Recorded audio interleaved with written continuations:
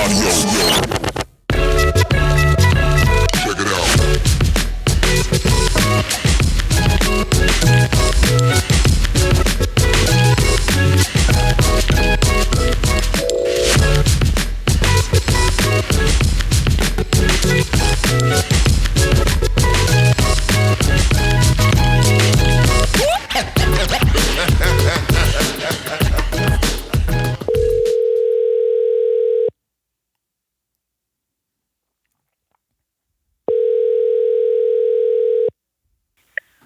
Hello?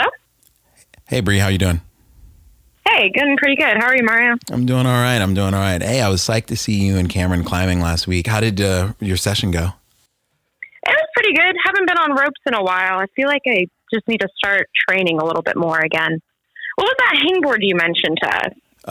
It was the flashboard. And I think it's the best one because you can use it indoors, you can use it outdoors. It doesn't really matter where you use it. You can hang it on stuff. You don't have to mount it to your wall, so it's pretty dope. Oh, that's great because I feel like I can't put holes anywhere in my house, but yeah, that's awesome. Where can I get it? You can go to Tension's website, and then whenever you do, just drop in the promo code Tension SAS20. You'll get 20% off. You'll support the podcast, and yeah, but then they'll get it to you on the quickness. Oh, sick. Yeah, I'll have to check that out. Yeah. Are you guys climbing again this weekend? Yeah, I think we'll hit up maybe the new rope gym down in the Design District. Oh, the new movement is finally open. Nice. Finally, after our long wait. I know. That's a long wait, but I'm excited. Well, I'm looking forward to climbing with both of you guys, and I'll see you guys this weekend. Yeah, I'll catch you later. Bye. Bye. Friends and enemies, lovers and haters, welcome to Sends and Suffers podcast. I am your host, Mario Stanley. If you haven't already, please follow, like, and subscribe to Sends and Suffers podcast. Every bit counts, and we would love to hear from you. So take a moment to leave a comment. These go a long way and help others know what they're getting into and how good this show is. If this is one of your favorite podcasts, consider becoming a Patreon. For as little as $5 a month, you are investing in Sends and Suffers podcast, and it's like buying your boy a taco, hanging out, and getting to know the good that is coming your way. Monthly recaps, early show releases, and all the other cool things that we do. Thank you so much for listening to Sends and Suffers podcasts. This is part 2 of my conversation with Mahmud. I hope you enjoyed so much the first conversation. Now I'm about to dive into the nitty and the gritty. Enjoy the show, and I'll catch you on the other side.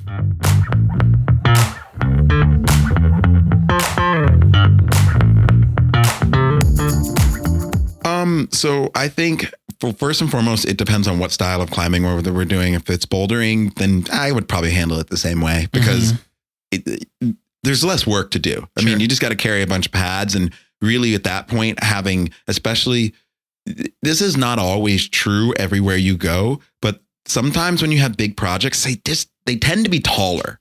And so you want more people spotting you. Like, you know, it's just kind of a habit. Like, you know, if you either have short boulders that are super powerful and like, you know, like Glass Bowl in Arkansas, it's a Glass Bowl or Hourglass. It's Glass Bowl. Yeah. And then so you have something, it's short. Glass Bowl, you can just work on it by yourself. You don't need anybody else. But then like, you know, if you're doing like Wet Dream, like if you fall on the top of that thing and you just and you only have like 2 pads, like it's going to go south real fast. Yeah. And so I think with bouldering, you can definitely get away with that. With rope climbing, I would shorten the group down, and especially with multi-pitch. So I'll put it this way. So the last project that still standing project, me and one of my best friends, Will Brock, we went to Vegas quite a few years ago, and we had 2 projects we wanted to do. We wanted to do Texas Hold'em, which I think goes at like 11C, 11D, multi-pitch trad. It was like 1,300 feet, 1150. I think it's 1,150. And then we wanted to do the Velvet Tongue, which goes at 12D, 13A. And at that point, it was just me and him for the first day, for the first trip that we went there. And then the next year we went back, we had a bunch of people join us, and then we took a bunch of other friends coming out and hang out. But what we did is we had them come, and we were like, they're like, we want to go on our first trip. We're like, yeah, sure, why not? We'll just take you out and we hang out, and we climbed. We had a blast. But what they splitting the trip, they end up allowing us to pay for our campsite to be a lot farther. And because these friends were coming in and out, they were just like, some people were just like, hey, we just want to like do a day of climbing. And then they would go off and do their own thing. But they were willing to pitch in. So they pitched in for food and extending our campsite longer. And so that allowed us to then stay out there and dedicate time to working on our project. So there's especially when you're trying to ball on a budget, right? Or project on a budget. I think if you're the strongest person in your community, just be a good Samaritan and take some people out, or steward and take people out. But that's like different ways to do it. But getting back into the mechanics of it all, if it's going to be a rope route, I would probably really recommend keep it a small, tight knit group. The reason being is one, and then you should rotate off days, because you're going to want, so let's say it's you, me, and 2 other people, right? Sure. My day on, I want your day off. You're in charge of cooking duty. You can hang out. You can do whatever you want. Because by the time I come back, I'm going to be so wrecked, because Will and we fell the first day. It took us 3 days to do the Texas Hold'em, because we just didn't know what we were doing right away. We got into it. And so the first 2 days we fell on multiple different pitches, and we fell on a lot of other things. But we've basically finished the route. And then the second day we fell on everything. The only pitch I fell on was the crux pitch, which was this hard ass traverse, which basically no feet. And then the third day we finally came back, and then we just blazed right through the thing. So it takes a while to figure it out. On those days, I would have, what I would ask of you is just like food, preparation, campsite. Yeah. And you're probably going to go sport climbing, go bouldering, you're going to do stuff, but it's chill. And then on the off day, I would do the same favor for you, because at that point you need to turn into a support crew if you're really going to be projecting. And I think that's the thing, like the way I've always done this with my climbing partners, and whether they were just normal climbing partners or dating partners, I always tell people, I'm like, listen, today is your day. I'm unequivocally going to support you. I'll belay you. I'll prep food for you. I will fly a drone. I'll do whatever you want to help you send from dusk till dawn. And then the next day is my day. And, and then I think that kind of dynamic, it just relieves a lot of pressure off of you. So you can really kind of like think about like taking it in. And then the next day when you're resting and you're attending to your gobies, you can really kind of like sink in the route. You can kind of look back at it. One thing I know, one time when I did that, as I went back with a camera and a big lens, and I just took photos of the cruxes that I was working on, and I like stared at them. So it allowed me, while everybody else was climbing, doing their thing. So I think that's kind of the format that I would do, is just have a tighter knit crew, depending on the discipline. If it's multi-pitch, I would say you probably want to roll with a crew no bigger than 6, preferably 4. If it's sport climbing, it doesn't really matter. If it's bouldering, doesn't really matter. But then you really want to make sure you have an alternate day, like one day on, one day off, one day on. And then just for camaraderie's sakes, I do recommend, depending on how long you're able to be out there, I do recommend having a day where the whole group is off. And just like, and this is just me coming from the coach inside of me. It's just nice to have a whole day where you get to see everyone's faces. Everyone gets to talk about their projects. Everyone gets to talk about what's going on, show you pictures. You get to be involved, and you get to kind of be more of a community, and you build your friend circle, and you kind of, that becomes important. And I think that's kind of the thing that's lost in projecting. And that's kind of gets lost with people just so focused on like, I got to do this climb. I got to send this. I got to do this. I think that really gets lost. So yeah, that would be the format. The format would be bouldering, big crew, rotate around. Sport climbing, medium-sized crew. Big crew is 10 or more. Medium-sized crew is 4 or I would say 6, around 6 to 8. And then for multi-pitch, I would say a crew no bigger than 4 to 6 people. And then alternating off days, alternating rest days, so you can support your team. That makes sense. Yeah. We did that at Waco. We had everyone had the same day off. And that it's nice. It's nice. It really was. We just got to hang out in the area, and because everything was shut down, we just hung out, walked around. met other climbers, talked about what they were going. And you're right. You get to reflect on your own projects, and you get to just. You also get people who have sent it before, and they can like give you beta, which is so nice. Or, you know, I'll never forget 1 year in Waco, we had a group day off, and we all just end up like, we were just out there lying on our sleeping pads, and we were just like just lying, talking. And then like a group of 4 of us we inadvertently all just fell asleep lying in the middle of the sun, like taking a sun bath outside in the middle of the winter. It was great. You don't get that. You don't get that anywhere else, man. No, it's good times. Yeah. Can't wait to go back outdoors, man. I'm just itching to go back. No, well, the season is, we're getting ready to have a small little window of the season. The weather's a little crazy around here right now. Yeah. So are you? Go ahead. No. Question for you real quick. When did you become a social media phenomenon, and like how did that happen? Because I know that's a question that everybody's like I can literally hear people listening to this podcast right now chomping at the bit, like, tell me, how did this thing happen? Because I want to preface this in 2 different ways. 1, I think people just want to know. Right. 2, I think people want to know because as much, and I am calling the kettle black here. So I'm just going to be very clear. I'm calling the kettle black. As much as I feel like that's more of something that people want to do. And I think some people like creating art for the sake of creating art. I try to put myself in that category.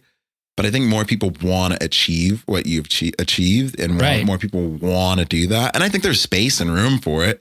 You know, Instagram and Facebook and all this has over 1 billion users, and not everybody's, you know, unless you're Kim Kardashian, you don't have the most eyes. But I think people would like to know how this came about for you.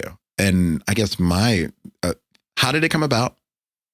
And what is different about you now in comparison to then? So how social media happened, which is kind of a funny story in and of itself. I actually don't care for social media. I don't have a Facebook. I don't have Snapchat. I was actually in the middle of getting rid of it all before it all kind of took off. What happened was when I was doing Ninja, and in order to get on the show, you had to have an online presence. And so I was like, how do I achieve that? And I felt like I was just so late to the game, but I started seeing what other Ninja Warriors were doing, and I just followed every single one that was successful.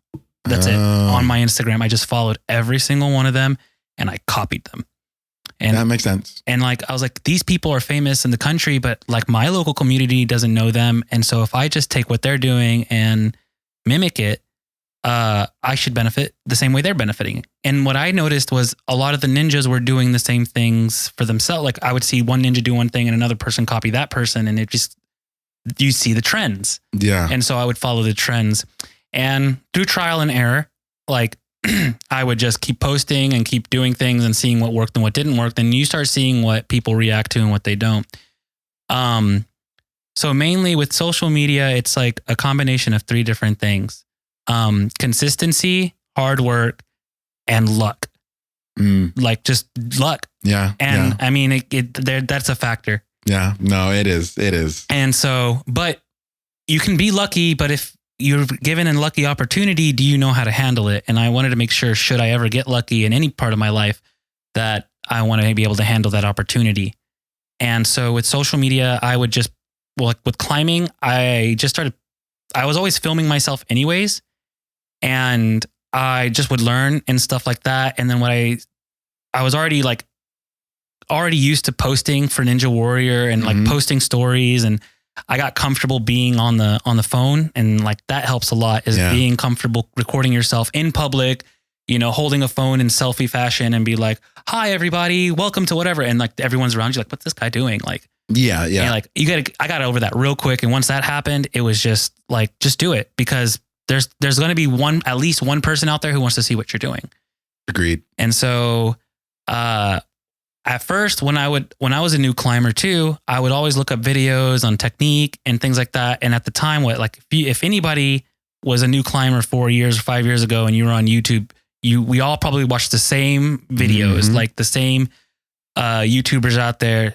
There's this one guy who was I think he was like Asian Climber was his handle or something. Oh, on YouTube. Yeah. I know who you're talking about. Or Geek Climber or something like that. Man, shout out to that guy. He had great videos and great technique. And I learned a lot from him, but I would watch these and I was like, okay, we need to update this. I need something. I don't see people like me. I don't see bigger people. I don't see, like people at my skill level. I just see these crushers. And then, all the documentaries that were coming out that were just all these huge climbs. And I'm like, that's great. Like, and I even joked to myself, I was like, what if somebody made like a free solo, but like in the gym, like at a lower grade, just completely parody style. Yeah. You call it discount solo or whatever. Just like, but like, this one dude, like you hype up this one V1, like he's coming in, he's projecting it and he's doing it. And like, and that's just kind of like how I felt my life was. I was like, people should see this and like, discount solo. I love that. And that's just kind of like what I wanted to do. And as I amassed just all these videos of me climbing, I would post like anything that looked cool to me. I would post and I'd get good responses and like more people that I was starting getting more people respond to my content of climbing than my ninja stuff. Mm. And like I was doing some pretty decent like milestones with ninja, crossing off a lot of goals and posting them, but no reaction when I would post. Like I post one climbing video. It's just like this small thing and everyone's like, that's amazing. And I was like, niche, man. Yeah. It's a niche. Niches have itches and people want them itched. Yeah. And so slowly, I had like 400 followers at the time and more people just wanted to see climbing content. And I would just maybe once a week or maybe every other like week, I would post a video or I would go to like find a project that somewhere and work it really, really hard and then send it and then clean it up and try to get it under like 20 seconds so I could post it on Instagram at the time. Cause you had to have like these short like films. Then, so like I wasn't that big of a deal, but people started growing. I remember this cause I remember watching your thing one day. Cause I just remember looking at you. I was like, I was like 5,000 came back like a month later. I was like 8,000 came back a month and a half later. 25,000. I was like, damn, Playboy.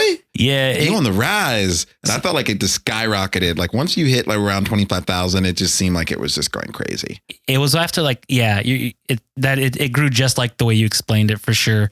So what caused all that though was like, I was already in the habit of posting and doing things. And then Instagram introduced Reels.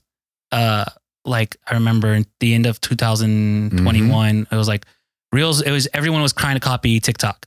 And I was like, all right, cool. And then I actually started posting on TikTok at the time and I was getting good reactions, like all my climbing stuff. I was just like, TikTok is where I'm just going to post all my climbing stuff because I didn't want to bother all my friends with all like just their feed with all this climbing stuff. I just felt self-conscious about it.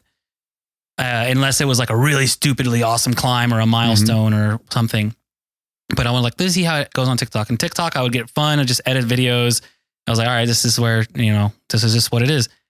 And I got good at using the apps and things. And then the hill opened up and they had that dyno route. And I basically went for a dyno. That was my thing. I would go to the dynos. I got the dyno. Hell yeah. I'm going to now want to film it. And I film it and I missed the dyno. I remember this. And if anybody's listening, you guys know the video. I miss it and I fall like scorpion style. And I was like, oh God. It took me out. And it was one of those like falls that you didn't. I thought you got hurt. Luckily, I walked away with just a bruised elbow. Okay. Like because I just fell on my elbow. Could have been a lot worse. Yeah. But it did knock me out for a second. I was like, one guy was like, hey man, are you okay? I was like, is someone talking to me? Like, yeah, I'm fine. Yeah, I'm good. But I definitely was done climbing. And I was actually climbing with Noah Hill and he was there. He comes around the corner and he's like, you good? I'm like, I just fell. And I showed him the video and he's like, that's funny. That's hilarious. Like, cool. And I was sitting on this video. I was like, this is a fail video. And I didn't like want to post fails because I was like, that's just kind of like. Oh, people love it. People love it. Oh, they love it. Love. People love the trash. Oh, they do. And that's something I learned, like filming myself, like just as a bigger person. There's one thing about like seeing a big guy being recorded. One of two things is going to happen, something hilarious or something amazing. And so I was hoping to fall into one of those categories. And like, I posted that video on Instagram as a story and I got a lot of reactions and I was just like, okay, let me post it on TikTok, see what happens. Nothing. I was like, all right, cool. that funny video like passed. I was like, all right, I'm over this. Let me get back to normal content. But then I was just sitting there by happenstance, and I saw that Reels was like, hey, make a reel now. And I was like, what's a reel? I tap it and I put my video and I find this song. I don't even have to edit anything. The song, this is the big thing with that video. Everyone likes the music because it goes on beat with everything. Mm-hmm. I got lucky, dude. I just put it by default. It matched up perfectly. And I might have to like move it a little bit for the drop, but that was it. And then that was it. I started doing like posting and ghosting. That was my style. I just posted. I didn't really care too much of a reaction. If it took off, it took off. And I like didn't know what I know now at the time, but I was just like, okay, cool. I put it down, and I was actually working out at a regular gym at the time. So I'd rock climb, and then I got a 24-hour gym membership so I could work in the middle of the night. And I would always post around 11 p.m. That was my gap. All right, cool. Posted this video, put my phone down. Let me go and do my thing. My phone started getting really, really hot.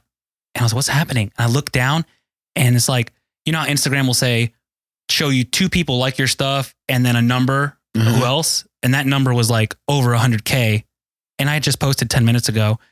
I don't even know. Wildfire. I don't know 10,000 people. And I'm like, okay. And I couldn't open my phone. I was like, what's happening? Do I not have storage? I'm like, what's happening? I can't, like, my phone is glitching. And I'm like, oh, I didn't get that many likes. I got hacked. I must have liked some sort of like bot or, you know, those Instagram traps or whatever. I'm like, dang it. I got, dang it. I must have done something I shouldn't have done. All right, let me delete Instagram. And it's like, do you want notifications? I was like, yeah. And then it happened again. I was like, okay, delete Instagram. No notifications. I was able to open the app.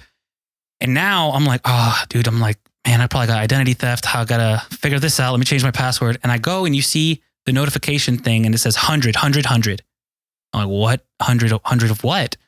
100 likes, 100 comments, 100 follows within 20 minutes at this point. Yeah. And I'm like, huh?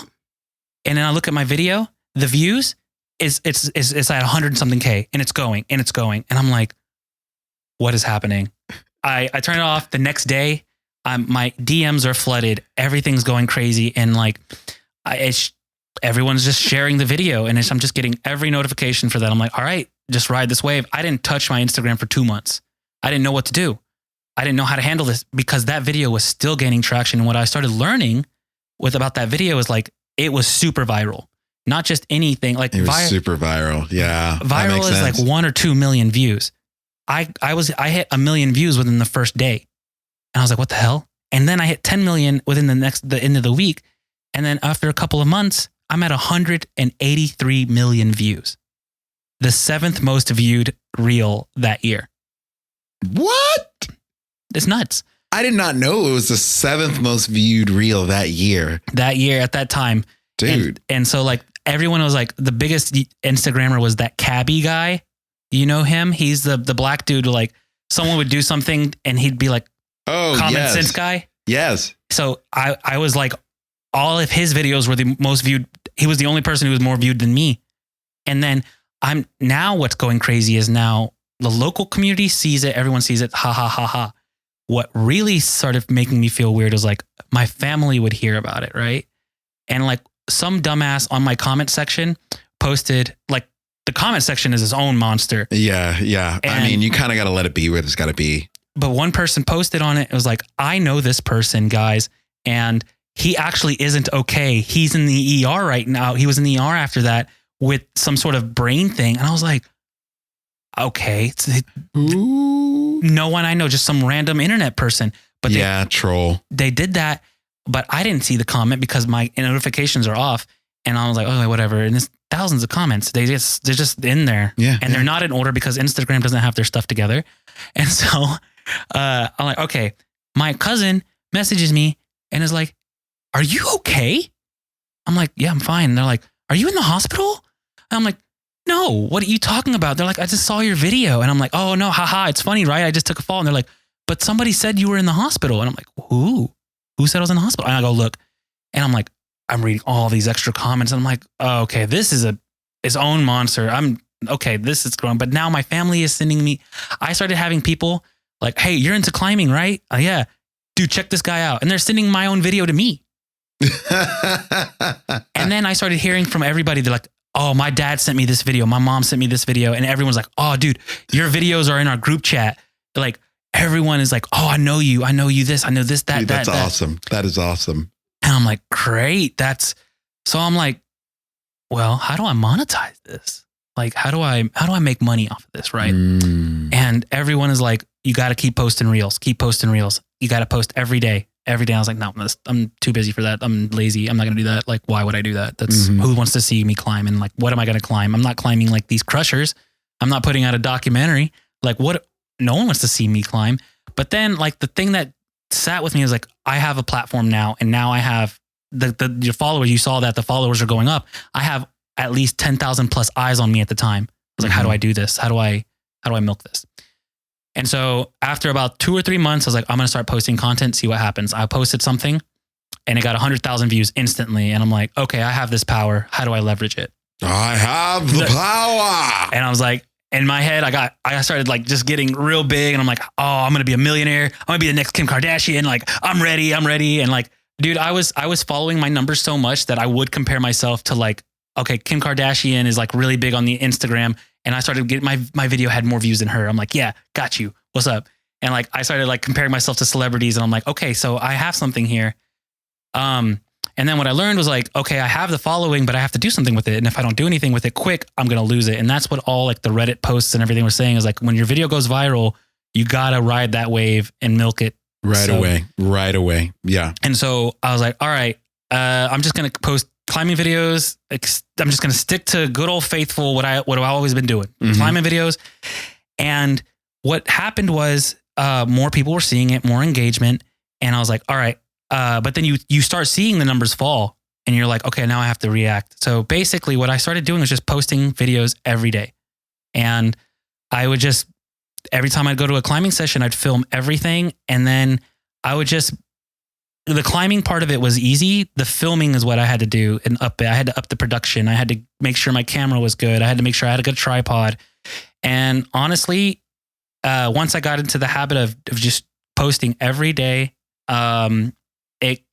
the more content I put out there, the more information I would learn and I would start benefiting. And then after about a month of posting consistently, Instagram offered me money, like to get through bonus reels and branded deals, brand deals. And so I was like, okay. And then I learned that the algorithm was pushing my content more. So more people are seeing my stuff. And what happened is I started getting DMs from people who are like, I love seeing you climb at my level. I love seeing, you look like me. That's beautiful. Then I started getting more of those and I started getting like the best thing that people have been saying to me is like, I started climbing or I got back into it because I saw your video. And then it hit me. I was like, oh, I have a different audience. Yeah. I'm not trying to make money anymore. There's layers. There's layers to this thing. And like, I mean, I'm getting goosebumps now. Just like, I mean, these messages and I'll screenshot every one of them, dude. And like, it's just a reminder like, okay, this is people were watching and they're watching intently. Yeah. And so, climbing I had a new purpose to climb. And I was like, all right, I'm going to make these look good. I want to do good for these people. And if I'm going to climb this V1, I'm going to climb the hell out of the V1 and I'm going to make it look good. Yeah. How do I get good at that? Yeah. Polish up my technique, get good at climbing, get good at filming it. What I started seeing, like anytime I let people film me climb, man, they're just, the angles are bad or they miss, like sometimes they'll miss the crux hold or something, or they're cheering you on and it's not the best video. No. But I just was like, what did I want to see when I was looking up videos? What was I looking for? And I just wanted to see climbs. Yeah.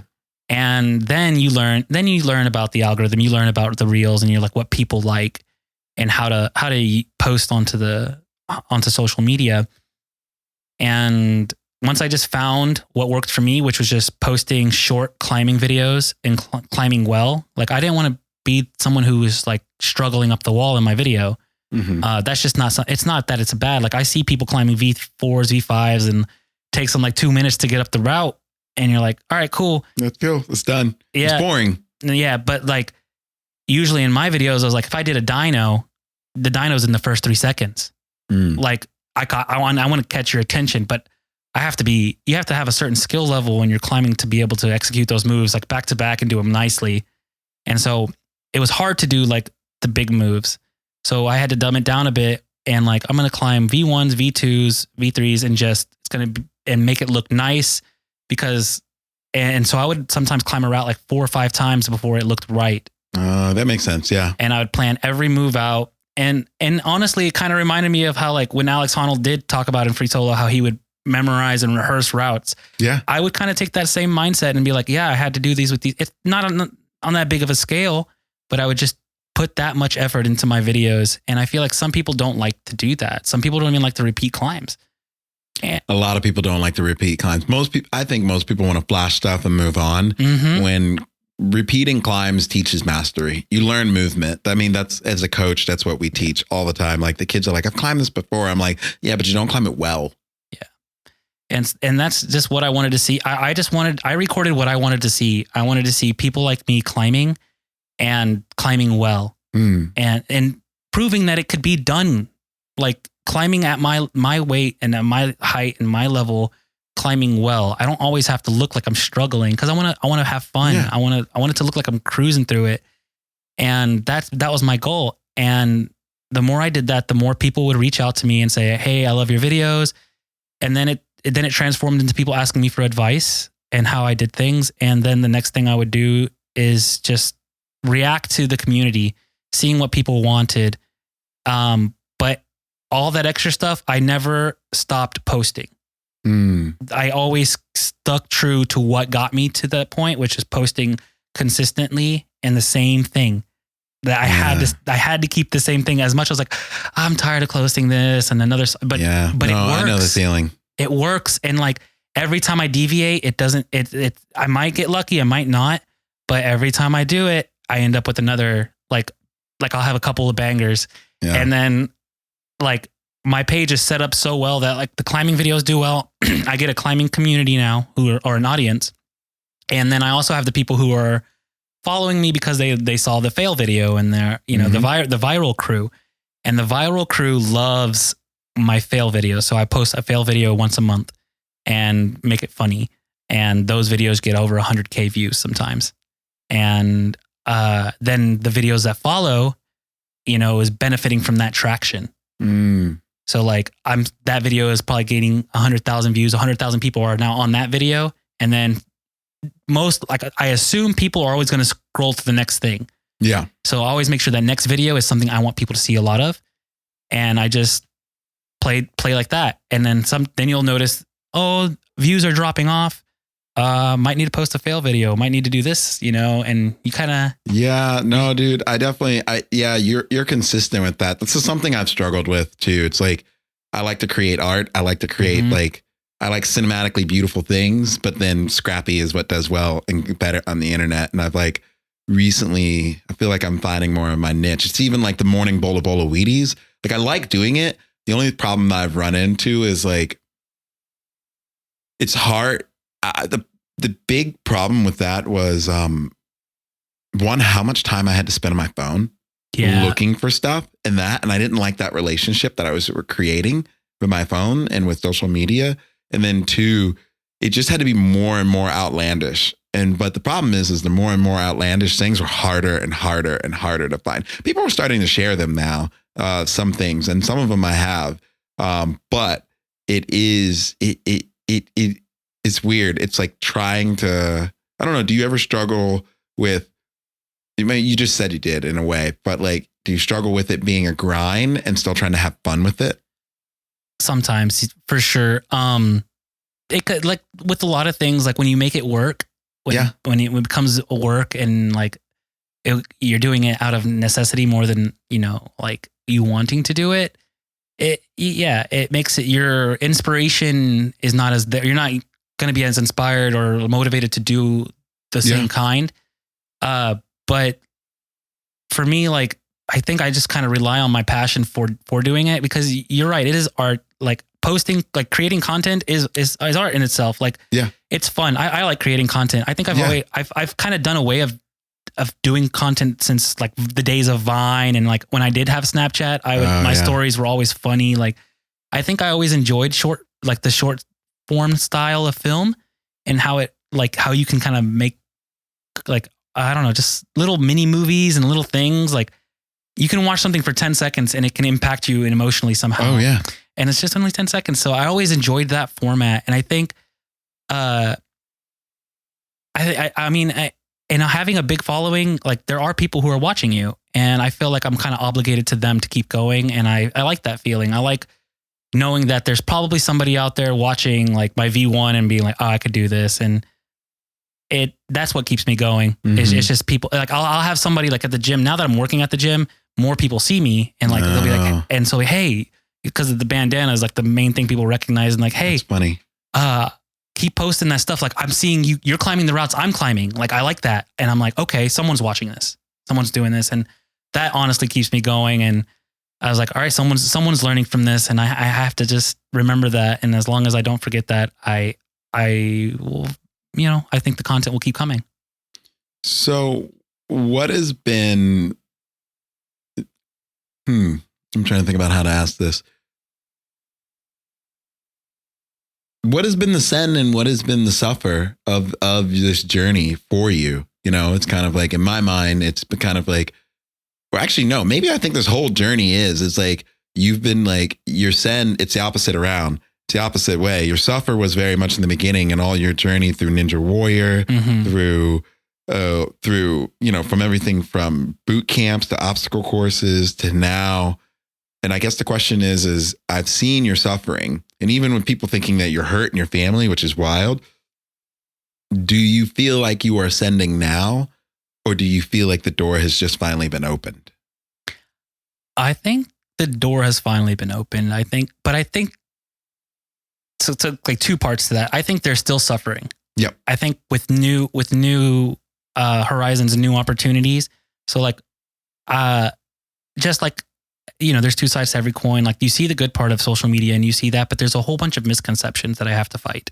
And a lot of like, people assume I have way more free time than I really do just because of what I'm posting on the internet. Yeah. Or people like everybody wants a piece of you. Yeah. And then so you end up and you want to help everybody, but I find myself having trouble like catering to everyone at the same time and without spreading myself too thin. So I had to learn how to set boundaries. A lot of that. And then there's another part of it is I still have people who underestimate me. And like, cause there's people who hype you up, who've seen you from your start. I can only imagine the other side of that coin. And then there's other people who are like, oh, it's like, yeah, you're climbing, but what's your big deal? Like, why do people follow you? Like you're only doing V1s, V2s, like why? And then they have to tell you, they have to let you know their problems, man. I know, bro. I know.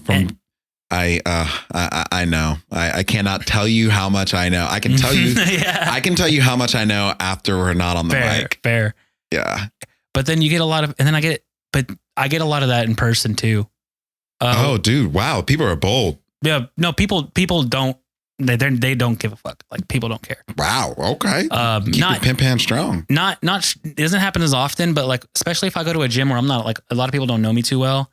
And like, you'll get in conversations, especially if you're bouldering with people. Right. And then like people ought to have had like, I get unsolicited beta sometimes because people think I just don't know what I'm doing. Like, yeah. No. I know that feeling. I definitely know that feeling. I can attest to that. My first time at Rifle, I was climbing and someone was like, go through here, blah, blah, blah. And I was like, I'll ask for beta when I need it. Thank you.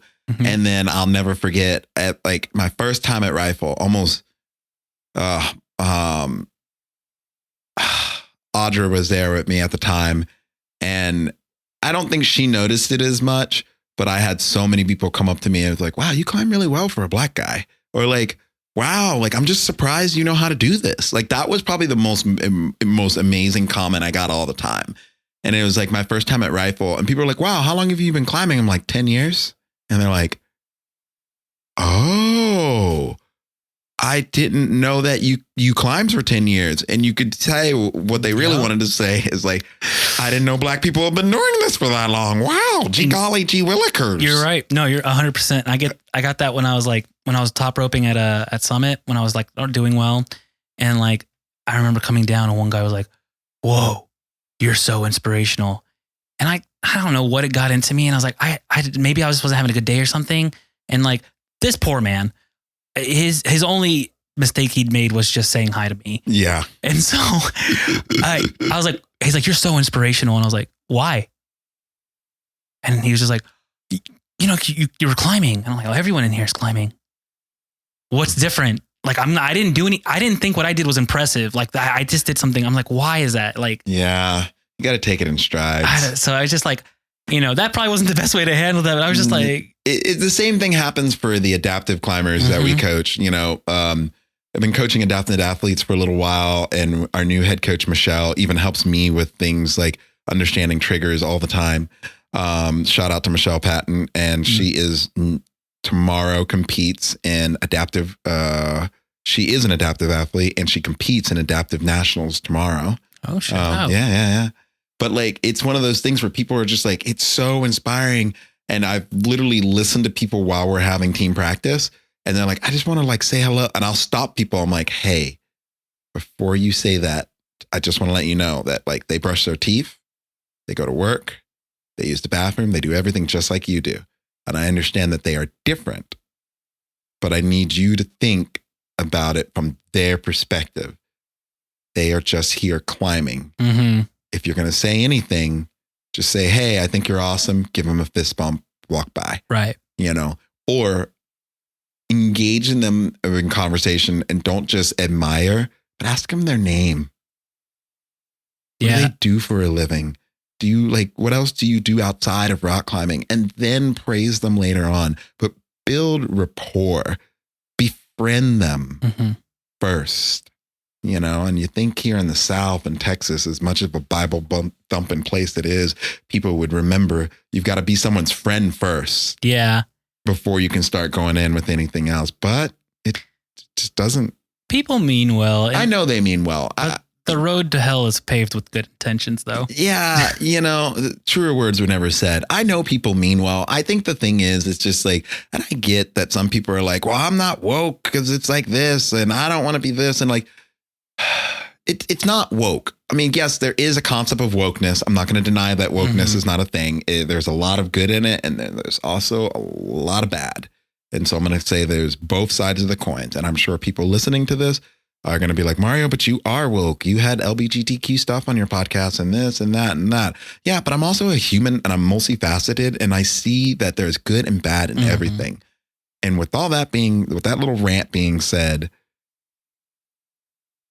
we just have to remember that we walk around in our own heads, right? And so does everyone else. So we have to remember to get out of our own heads, and just every once in a while, think about it from the perspective of someone else, not walking in their shoes. That's different. How would that person think about this? And if you don't know, ask. Right. And I think that's the problem. Everyone's like, well, I don't know their experiences. Well, ask. Well, I just want to tell them what I think. Well, what if they don't want to know? Or what if what you think doesn't really matter to them? Not everybody needs to hear your opinion. And if you feel that people need to hear it, just ask. Because most people, I don't think, will say no. Most people are genuinely curious anyway. Like if you walked up to me and like, hey, I want to tell you something. Well, what do you want to tell me? Now I'm interested, And if you're not an asshole about it, then I'm even more interested. For sure. Yeah. Yeah. It's like, well, actually, I take it back. If you're an asshole about it, I'm really intrigued. That's just who I am. I'm a shit stirrer. So but I feel like you'd match that energy. Oh, so much. Yeah. Oh my God. Yeah. I mean, the kids, when they get sassy with me, they're just like, oh my God, they forget who they're talking to. So it's like fantastic. Cause I get so excited, and they're just like, oh, why are you so annoying? Yeah. I feel like I'm the same way too. I try to match energy, with everybody in the community. And it's funny because like some people, when you can tell if they've never experienced that, like sometimes they deal with people who just accept it and go on. But I'm like, no, I'm dish it back. Yeah. In certain circumstances for sure. Yeah. No, I definitely. I think it's important. I think it's important to play both sides of the coin from our perspective, and then the PSA I just gave everybody else. So I want to really don't want to end this conversation, but I feel like I want to wrap this up a little bit, and then I also want to say, like, I want to have more future conversations with you, because this has been really enlightening. And I think also, like, the conversations that I want to have with you in the future is, I know people are going to hate us both because I'm going to sound so hypocritical about what I'm about to say, but I want to talk about the toxicity of social media in our sport, and how it affects our sport for people and places. And I feel like you would have a very unique perspective of how it is. You and I both have a perspective of how it's both for people, and then just kind of have the conversation in place for places, right? For like the outdoor spaces and the places that we love and things. Because, you know, I think with this conversation has been a lot of send, but I definitely would like to have a conversation about the little bit of the suffer and our responsibility to take this, because you and I are both people who are putting ourselves out there on a regular basis. And this is a big thing that I've said on previous other podcasts, is like, if you're going to be someone who wants to climb 515, 514, the futuristic 516 that doesn't exist yet, or maybe it does, but you are taking up a position on a mantle, whether you like it or not. You're making yourself be visible. And we are doing it as a profession and as a hobby, and creating our own art and creating our own content. Yeah. And I'd love to have like a deep dive into kind of like that world, and like where it was, where it is, and where it's going. Right. But if people want to get in touch with you, find you, support you, help you, be a part of your journey, how do they do that? On Instagram, my name is Camel Rider. Nice. Rider is spelled with a Y, so CAMELRYDER. It's just a handle I kept from a kid, and I don't want to change it. Be honest with you. On TikTok, I'm Big Man Climbs. On Kaya, I'm Big Man Climbs. I dominate the hashtag Big Man Climbs. So just look up Big Man Climbs and you'll find me on pretty much any other platform except Instagram. But the Big Man Climbs hashtag will take you to my Instagram. Beautiful. And then I also I host a monthly meetup. If you're in the DFW area, or if anybody wants to travel, we host a Climb Big meetup. Basically, a meetup for people of bigger body sizes or plus size body sizes to mingle with other people who share the passion for climbing. And it's not just, bigger climbers, it's big, tall, small, short, anybody who just doesn't feel like they have that typical climber body. Come out and just meet other people who send real hard, who love the sport. And we just create a space for all of us to have a good time. Hell yeah. And I guess, is there anybody you'd like to give a shout out to, say hello or anything like that? Yep. Shout out to my climbing partner, Gus. He keeps me honest and keeps me strong. Gusperado. Yeah, that's my boy. And and my sister, Jinan. Shout out to her.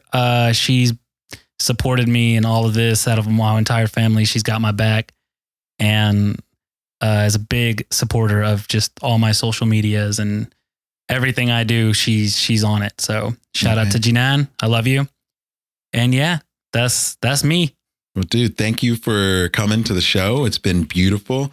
I look forward for us chatting again, and Absolutely. I look forward to climbing outside with you in like 2 weeks. Yeah, we're doing that for sure. Hell yeah. I'm excited for that. Thank you. Yeah, thank you.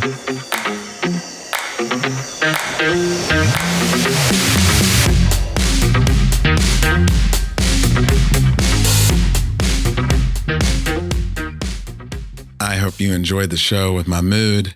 This was a great opportunity to meet someone that I've known in my community for a while, but how often do we just pass by people not knowing their stories, their lives? We wait for them to get off our proj. Sometimes we wait for them to get on our proj, steal some beta. But regardless, it's amazing what happens when you step out of your own shell and say hello. I hope you enjoyed this episode. As always, like, follow, subscribe, leave a comment. All these things help us. And remember, if you're not suffering, you got to ask yourself, are you even sending it all? DFW Audio.